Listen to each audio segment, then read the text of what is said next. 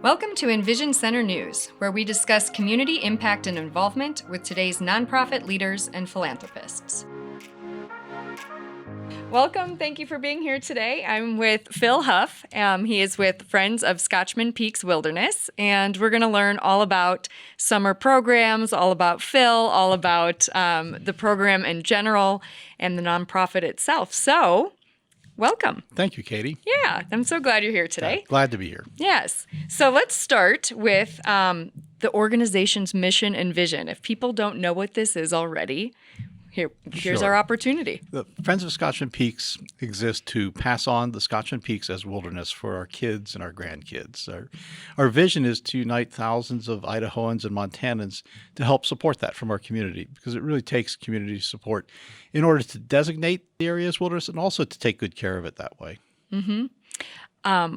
I will say that yours is the first nonprofit that I knew about when moving to Sandpoint in 2017. My uncle Mark lives in Troy, Montana, and so he has been constantly talking about the wild Scotchmans and how cool this is to have in our backyards. That's really gratifying to hear. One of the reasons we formed in 2005 was because a lot of people hadn't heard about the Scotchmans, or they weren't aware that the wilderness values existed in the area. And so our original intent in forming the Friends of the Scotchman Peaks was just to get the word out that the Scotchman Peaks exist, that they have this wonderful resource as wilderness, and that would be the best use of the area for our community. Yeah. So it's nice to know it's working. It was. I mean, it is. I think it's working. There's tons of bumper stickers. Yes.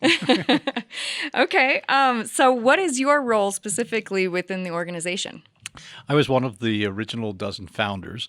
And in the early days, I was the chairman of the group. We were an all-volunteer organization, and we still thrive on volunteers, but we gradually morphed into paid staff. And so I took on the role of executive director in 2009. Okay. And that's what I continue on as today. Nice. And how many people do you employ? So we've got 4 full-time people right now, 2 part-time, and in the summer we have 2 seasonal interns. Very nice. And then every year we have about 150 to 180 unique volunteers who come out, most of them on multiple days. We really do depend on the volunteers to put out our programs, to help educate, to help do the outreach. Yeah, phenomenal. I think that's so impressive when organizations can get and maintain returning volunteers to do that work, because we all know that what we do wouldn't be possible without that assistance. And so that's great. Yeah. That's a healthy number. Yeah. Okay, let's see. Next question. What prepared you to take on the position that you're in? Give us some background. So it's going to sound kind of odd, but it's really at the cross section of 2 different things. I grew up hiking and backpacking and paddling. My dad took me out at a really young age. My earliest memories of being outdoors and doing things out in the wild were from about 4 years old on. Mm-hmm. And so I developed this love for wilderness at an early age, and then continued on in my adult years hiking the Pacific Crest Trail, the Appalachian Trail, the Continental Divide Trail, and really saw some wonderful examples of how we've managed to save some of our public lands, and some examples of some poor land management decisions. And that gave me the background of a user to really appreciate the differences. But where I applied the trade, if you will, of doing the day-to-day work was in the hotel business. Yeah, really? That often takes people aback, but I came to this not as an activist, but as a former hotel manager. And what that did for me is it gave me the ability I was in sales and marketing, and so it gave me the ability to talk to people. It's remarkable that calling on a congressman is a lot like cold calling on a client if you're trying to sell them to come to a hotel. That putting on an event is very similar, whether it's an event at a grand hotel ballroom or it's an event in Sandpoint somewhere here at a Grange Hall. Mm-hmm. It's still putting on an event. The marketing materials, we were just talking about getting the word out. Essentially, we started out in 2005 with a marketing campaign, a brand identity.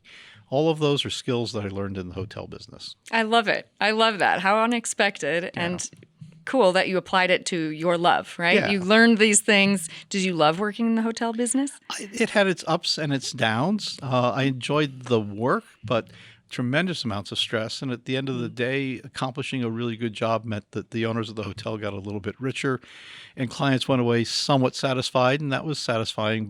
But today, where I can see how we've enriched lives in the community, we've helped to not only preserve the area's wilderness characteristics, but we've also helped build a community of supporters and groom community leaders. That's really more satisfying. Yeah. Absolutely. Oh, man. Well, I'm glad I asked that question. Okay, so let's see. What has been the organization's biggest hurdle since your time and the beginning of Sure. Scotchman's Peak? The biggest hurdles to wilderness designation are political inertia. Congress acts very slowly. Everybody knows that. Our history is replete with examples of that. But the fundamental truth is that only about 1 in 25 bills that Congress puts forward that gets introduced to the House or Senate ever emerge as a law. 1 in 25, 4%. That number has been pretty constant since the U.S. was founded over 200 years ago. It hasn't changed, about 4%.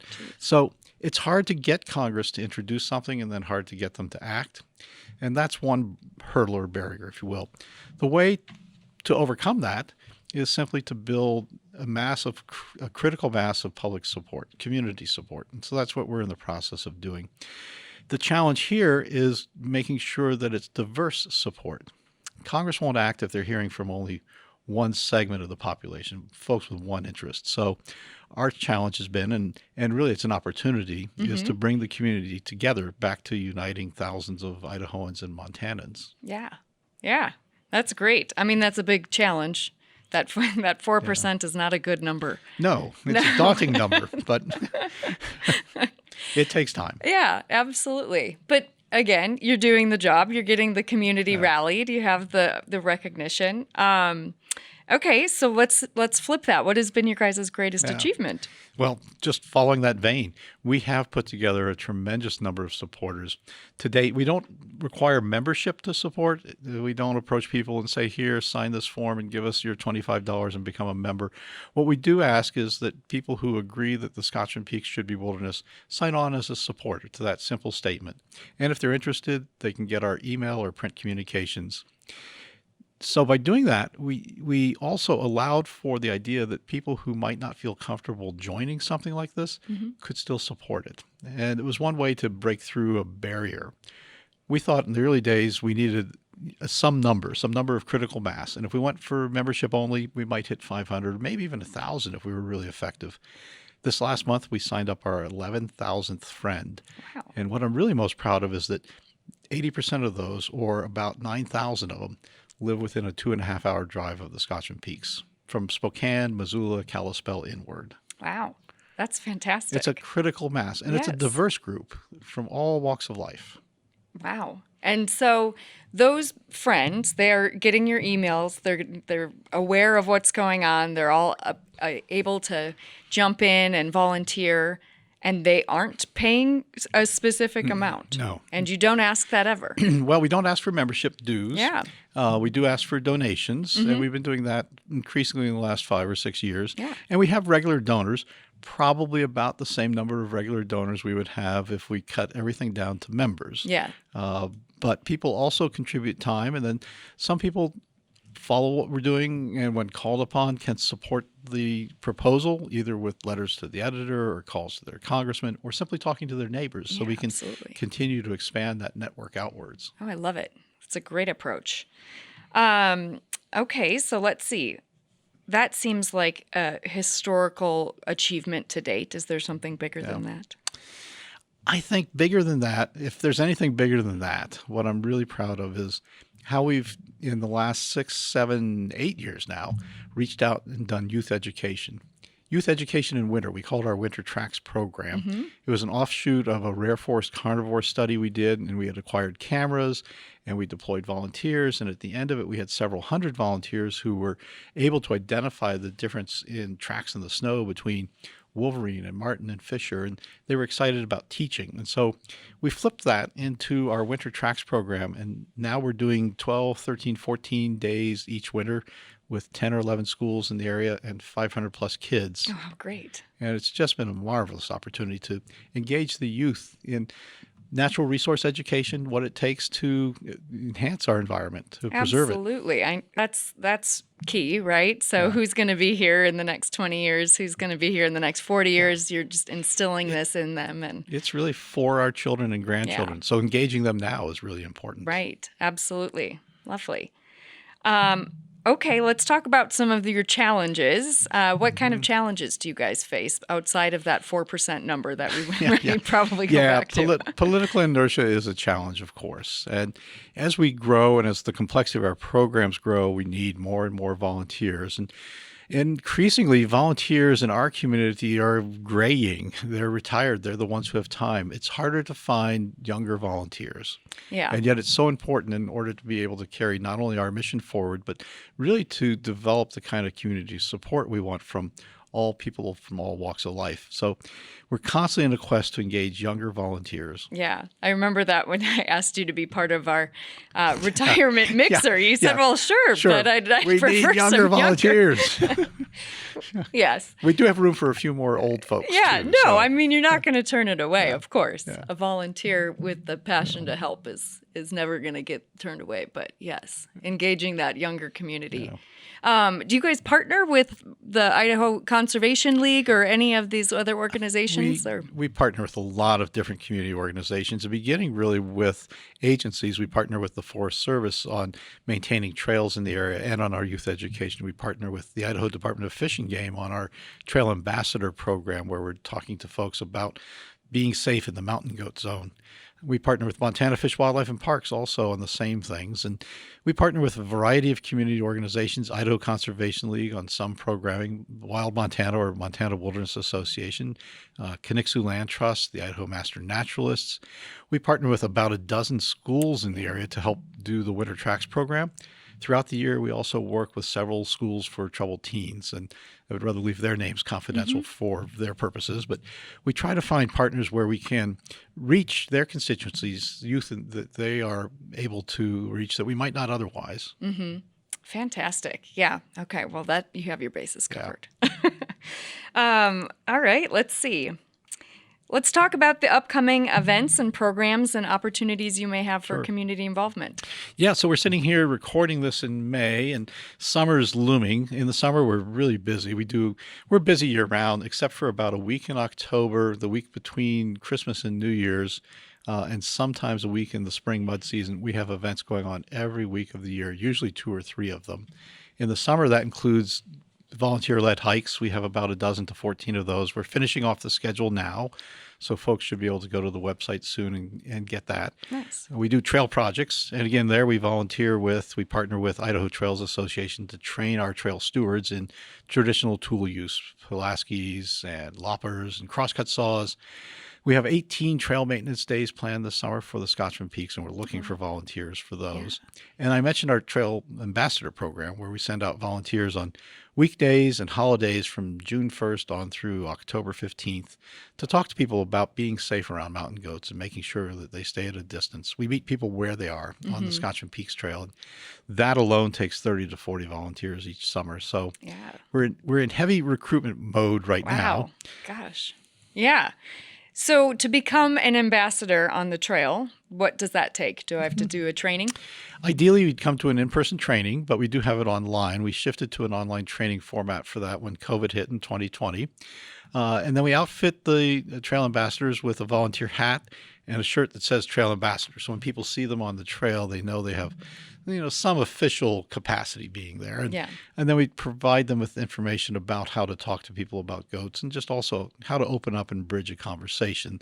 They're really there for education, not for enforcement. So the most important skills are some of those soft skills, not shaming people. Oh, absolutely not. Yes. Man, the only time I have been to the top was 2 years ago, my sister came to visit. It was so socked in, we couldn't see anything. And I just remember saying, there could be a goat.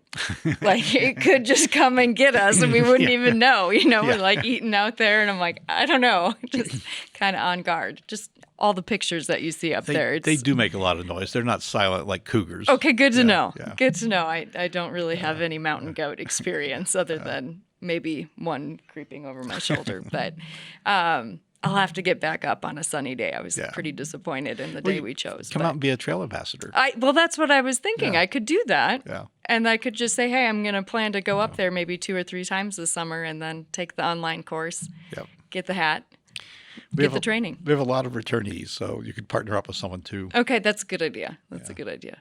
Perfect. Okay, so we've got all these events, the 18 hikes, or wait, trail maintenance. 18 trail maintenance days, and we're shooting for about 14 hikes this summer. Okay. Wow. Yes. Yeah, a lot of those are specialty hikes. We have natural resource experts who are leading things from foraging for wild edibles to forest fire ecology to bird identification. So we take some pleasure hikes, if you will, just to go to an inspiring viewpoint, but some we get right down into the natural resource issues. I love it. These wild edibles, is it morel season now? Are we finding those yet? I'm not supposed to tell, but yeah, it's still wild. It's still morel season if you know where to go. Okay. It's really dependent on soil temperature, and we've had a pretty cold spring. So as it's heating up, though, it's going to pass very quickly. Get out now. Yeah, get out now. Okay, so let's see. Where can people find you, Phil? Do people find you at the trailhead? Do they find you in town? They'll find me mostly behind my computer in the office. When I'm lucky, I get to go out and hike, but I'm online, so we can go to scotchmanpeaks.org and find out all about the organization, and my contact info is on there. If someone has a question they would like to direct to me, Phil at scotchmanpeaks.org is the easiest way. Perfect. And those 3 months or those 3 weeks of the year when you guys don't have anything going on, where do we find you then? Where are you and your wife? Those are usually coincided with either holidays, like right around Christmas, New Year's, so family stuff, or mud season when it's raining, and I'll be holed up cooking or reading a good book. Oh, perfect. Yeah. Perfect. Well, thank you for coming today. Can you tell me anything else that we haven't covered that you'd like the audience to know? Boy, that's a great question. I think the most important thing is get out there and enjoy our public lands, and then come back and do something to help enrich the experience people have on them, whether it's volunteering to do trail maintenance or whether it's speaking up for our public lands, when appropriate in public. Do something, be part of the force that helps to preserve them for future generations. I love that. Yes, absolutely.